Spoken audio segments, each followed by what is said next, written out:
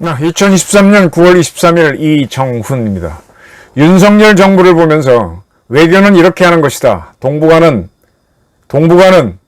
속에는 칼을 붓고 입으로는 미소를 띄우면서 악수를 하는 살벌한 외교, 살벌한 경쟁에 들어갔다. 이렇게 보입니다. 지금 항저우 아시안게임이 시작됐죠. 그 행사에 우리나라에서는 한덕수 국무총리가 방문했습니다.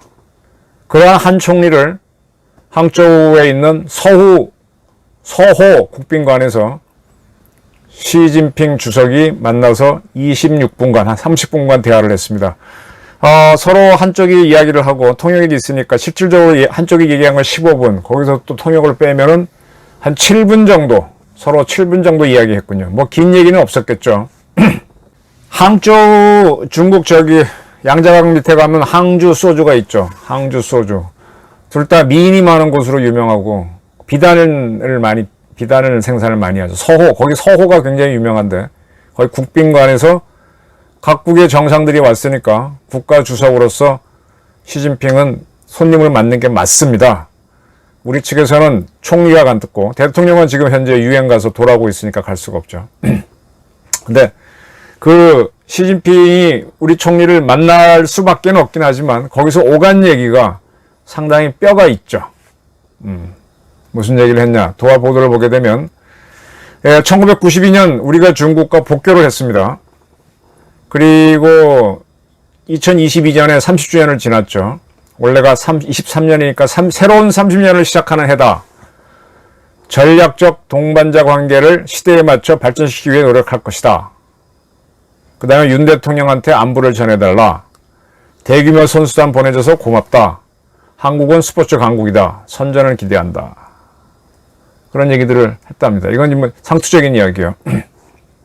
그러면서 안정적이고 실질적인 항군, 중앙관계는 양국과 양국 인민의 공동이익에 부합하고 지역의 평화와 발전을 촉진하는 데 도움이 된다고 그랬습니다. 그 다음에 우리 측이 한번 한국에 오시라 그랬더니 진지하게 검토하겠다라고 그랬습니다. 지금 얼마 전에 김정은이가 러시아 극동지역을 방문해서 푸틴을 만나고 무기공장을 둘러보고 돌아왔죠. 그렇게 이제 북한이 러시아하고 짝짝꿍이 되면 국제정치가 참 냉엄하잖아요. 지금 북한하고 중국은 상호 우호 조약에 따라서 한쪽이 전쟁을 당하면은 다른 쪽이 참전하도록 돼 있고 러시아하고 북한은 그 조약을 깼습니다. 그렇게 상호 동맹은 없는 우호 조약을 맺고 있습니다.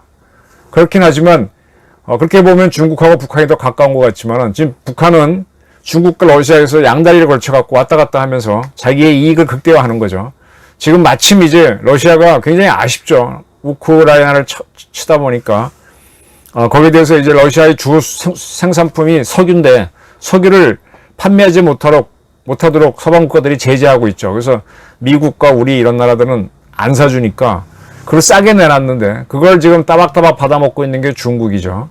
북한도 그걸 받아먹으려고 하고 인도는 쿼드에 참여하면서도 그 석유는 받아먹으려고 미국과의 협력을 등한시하면서 배제가 되면서 한미일 중심의 쿼드 대신에 트리오가 떴다. 저는 이렇게 보고 있습니다. 자, 이렇게 해서 이제 북한이 또 러시아에 무기를 주고 자기네가 필요한 군사기술을 도입하게 되면 중국도 사인을 보낼 필요가 있죠. 근데 억지로 자기네 누구를 보내서 한국에 누구를 만나게 되면 북한이 또 팔팔 뛸 수 있으니까 지난번 인도네시아 G20 회담에서 이붕 총리가 가서 윤 대통령 만나서 북한에 사인을 보내기 위해서는 한국하고 친한 척 할 필요가 있죠. 그 다음에 이번에 우리 총리가 가니까 시진핑이 친한 척 이렇게 이야기를 하는 겁니다. 북한에 사인을 보내는 거죠. 너 러시아랑 너무 붙으면 우리는 한국하고 어떻게 할 수 있어 하는 겁니다. 이게 박근혜 대통령 시절에 박근혜 대통령하고 시진핑이 굉장히 많이 접근을 했었습니다. 얼마나 접근을 했는가 하면 중국의 전승절에 박근혜 대통령이 갔죠. 중국의 전승절은요, 사실 일본을 항복받은 거는 장개석의 국민당 정부죠.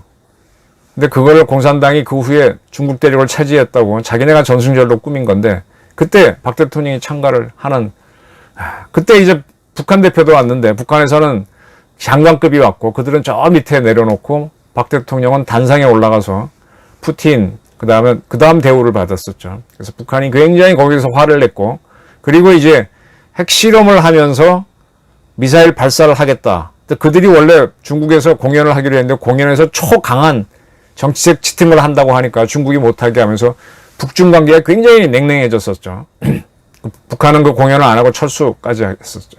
그리고 이제 핵실험하고 하니까 시진핑은 다시 중국으로 돌아가고 국제정치에 요동을 쳤었습니다. 그런 경험이 있기 때문에 지금 한덕수 총리를 만나서 너무 가까운 모습을 보이지도 않고 또 이붕 총리가 인도네시아 갔을 때 한국과의 관계를 좋은 척하지만 너무 가까운 모습도 안 보이는 조심스러움을 보이고 있습니다. 그러나 북한에 대해서 러시아랑 너무 가까이 지나면 우리는 이런 수도 있어 하고 견제구로 하나 탁 날리는 모습을 볼 수가 있습니다. 윤 대통령은 계속해서 대한해협 문제를 힘으로 현상 변경하지 말라라고 경고를 했고 또 최근에는 러시아에 대해서 유엔 제재를 왜 지키지 않느냐라고 유엔에서 연설했고 우리 외교부는 북한과 러시아, 세르비아 쪽인가요? 그쪽 사람들을 제재하기로 했죠. 그래서 지금 국제정치는 뭔가 하면 자 우선 한국과 중국 관계는요 간단하게 설명드리면 지금 중국은 계속 한중 관계는 독특하고 우리랑 오랜 관계가 있다 그러는데 이게 뭔가 하면은 한국은 우리의 위성국가로 있으라는 거예요. 청나라의 속국이었고 명나라의 속국이었고 원나라한테 병합돼 있었으니까 원나라도 중국은 몽골이라고 해야 되는데 자기 나라 그러죠. 당나라가 고구려를 먹고 안동도호부를 만들었으니까 그렇게 계속 자기 거라는 겁니다. 그러니까 너는 내 품에 있어라는 거예요. 근데 우리가 중국을 붙는 순간에 우리는 힘을 잃죠. 근데 우리가 미국 편에 있으면은 중국은 우리를 박대를 못하니까 박대에서 우리가 미국에 붙어버리면 중국은 불리한 거야. 그러니까 자꾸 미국 쪽으로 못 가도 우리가 점점 친미로 가면 갈수록 잘해줍니다. 우리가 문재인처럼 중국에 붙어갖고 박근혜처럼 붙어갖고 북한을 어떻게 하겠다라고 그러면은 내 품에 왔다고 구박을 하고 오히려 야단을 치고요. 우리가 미국에 붙을수록 비위를 맞춘다는 얘기예요. 이번에 김정은이가 푸틴을 만나니까 김정은이 비위를 맞추는 걸 하는 거죠. 그래서 우리 한덕수 총리를 만나더라도 조심스럽게 만나는 겁니다. 하다못해 김정은이가 트럼프를 만난다고 할 때 시진핑이가 3번인가 4번 불렀잖아요. 김정은이가 미국에 붙어버리면 아주 불편하거든. 그러니까 못 나가도록 자꾸 땡기는 겁니다. 지금 우리가 친미 노선으로 가면 갈수록 중국은 우리한테 더 숙이는 거죠. 그래서 얼마 전에 그 유커 중국인들 한국 방문 여행도 허가를 하는 등 자꾸 뭔가 내놓는 겁니다. 그렇게 해서 우리가 이걸 잡아야죠. 중국은 왜 그러느냐? 우리를 놓치고 일본은 어차피 못 잡고. 그러면 그건 북한인을 잡으려고 그러겠지.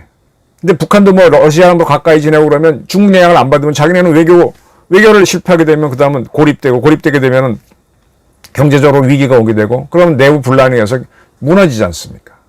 문재인 박근혜식으로 친중 노선으로 가면 갈수록 우리는 미국하고도 멀어지고 중국한테 구박받는 그런 구도가 되는데 친미 노선으로 가면 갈수록 미국한테는 인정받고 중국한테는 인정받고 물론 긴장도는 올라갑니다.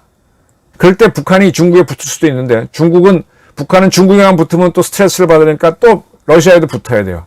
또 미국하고 끼고 걸어보는데 미국은 트럼프가 한 방에 빡 하노이 때 쳐버렸으니까 좀 겁이 나죠. 이게 국가가 외교를 하려면 누구 품에서 하는 게 아니라 이 자기 역량 뛸 공간이 있어야 되는데 우리가 친미 외교를 해서 한미일 트리오로 가면 갈수록 일본도 우리 비율을 맞춰야 되고 미국도 맞춰주고 그러면서 우리 역량이 커지는 거예요. 그래서 윤 대통령이 유엔에서 러시아를 강력히 규탄할 수 있는 연설을 할 수 있고 북한에 대해서 제재를 할 수 있게 되는 거죠. 이렇게 하면서 힘의 축이 기울 때 우리가 통일의 기회를 잡는 겁니다. 중국도 계속 우리가 반중으로 가게 되면 우리를 자기네 위협 세력으로 안 만들고 또 북한을 컨트롤하는데 너무 힘들고 하면 한국이 관리해서 대신에 반중을 하지 말라 이런 식으로 타협이 되면서 평화 통일을 만들 수 있는 국제정치가 이루어질 수 있는 거죠. 저는 지금 한덕수 총리가 가서 하는 외교 이런 것들을 보면서 드디어 이제 한국이 세계에 지금 현재는 누차 말씀드렸듯이 미국이 가장 많은 국방비, 그 다음 중국, 그 다음에 영국, 프랑스, 독일, 한국, 일본, 이스라엘, 사우디아라비아 거의 비슷합니다. 세계 3위 국가입니다. 바로 그 밑이 그 다음에 이탈리아, 스페인 뭐 그렇게 나갈 겁니다. 우리가 굉장히 센 나라거든요. 이런 나라로서 중국이나 러시아가 잘못했을 때 영독불이 러시아 잘못하면 야단치듯이 야단을 치고 목소리를 높이면서 외교를 해야 공간이 나오는 겁니다. 그리고 그 와중에 문제국가 북한을 누가 다룰래? 미국은 직접 안 다루려고 하고 러시아도 그렇고 중국이냐 우리냐인데 중국이 니들이 해. 그 대신에 반중하지 말고 우리랑 무역 좀 해서 우리도 잘 지내. 이렇게 하면 통일 기회가 오는 거죠. 독일이 그렇게 통일 기회를 잡았잖아요. 계속 힘으로 칼을 품고 하는 겁니다. 윤 대통령이 지난번 자카르타에선가 이붕 중국 총리를 만나갖고 경제회담은 계속하자. 한중일 정상회담 하자. 한중일 정상회담이 열려야만 중국도 동아시아에서 고립되지 않으니까 시진핑도 이번에 한 총리 만나서 한중일 정상회담 하자는 쪽으로 이야기를 하잖아요. 이렇게 하면서 주도권을 잡는 겁니다. 물론 이 주도권은 또 바뀔 수 있는 거긴 하지만 우리가 빡빡하게 나갈 수 있는 거죠. 외교는 이렇게 해야 됩니다. 문재인처럼 가서 혼밥 먹고 만나주세요 이러면요. 사람 꼴도 나라 꼴도 국익도 없습니다. 힘을 딱 가지고 내가 좀 힘이 딸릴지언정 바른 소리 딱 하고 대들 때 그러면 좀 대우를 해주죠. 예, 국제정치에서는 줄 세기도 할 수 있지만 바른 말을 하는 세력들은 쉽게 얕보지 못합니다. 저도 뭐 직장생활 하면서 또 이런 것들 하면서 그냥 내 색깔을 드러내면서 그에 견뎌갖고 다른 사람보다 약하면은 뭐 4인자, 5인자로 있는 한이 있더라도 그런 공간을 확보하는 게 낫지 어디 붙어서 하게 되면은 휘둘립니다. 북한도 그걸 안 하려고 하는데 그래서 자기들이 주체 외교를 하려고 저렇게 날뛰는데 문재인유는 거꾸로 갔던 거죠. 박근혜도 잘못 판단했던 거고. 저는 윤석열 외교가 중국을 움직이고 있다. 그리고 상당히 좋아 보인다는 거고. 이번에 또 김의겸이가 거짓 뉴스를 했죠. 한동훈 장관하고 이번에 이재명 영장 실질 심사를 하는 판사가 서울법대 동기다라고 그랬는데 한 학번 차이가 나고 둘이 일면식이 없다라는 게 밝혀졌죠. 그러니까 이 김의겸도 내가 잘못했다고 인정을 했어요. 내가 아는 사람이 둘이 동기라 해서 그대로 전달했다. 자, 김의겸류는 뭐 듣기만 하면 그냥 전달해. 이게 마이크맨이야. 아니 기자라고 하면은 누가 들은 걸 갖고 사실을 확인해서 검증된 걸 내놔야 되잖아요. 그냥 전달하면 마이크면 그건 기자가 아니지. 그 김의겸류 같은 사람들이 민주당에 많아. 저런 자들이 정권을 잡고 외교를 했으면 어디 한마디 듣고 중국한테 붙어야 돼. 쏠리는 외교가 나오는 거죠. 김의겸은 청담동도 어디 한마디 듣고 해서 완전히 개망신을 당했는데 저런 사람들이 이재명 씨가 이번에 처음에 왜 단식을 하는지도 모르겠고 이제 단식을 끝내갖고 뭐 하겠다. 그것도 왜 끝내는지도 모르겠고. 그러니까 내가 띠리띠리띠리 나훈아의 공이나 불러라. 아직 실력도 정심성의 경물치지 수신제가 다 안 됐다. 무슨 치국평차 하나 나오냐. 멀었다 이거죠. 그래서 이제 앞으로 우리 외교나 이런 것들이 좀 제대로 공부한 사람들이 나와갖고 또 제대로 기가 있는 사람들이 나와서 해야 됩니다. 윤석열 외교가 중국을 움직이는 것 같습니다. 물론 큰 건 아닙니다. 근데 우리를 무시 못하게 만드는 것 같습니다. 저는 잘하는 외교라고 평가하고자 합니다. 네, 저희 분석이었습니다. 감사합니다.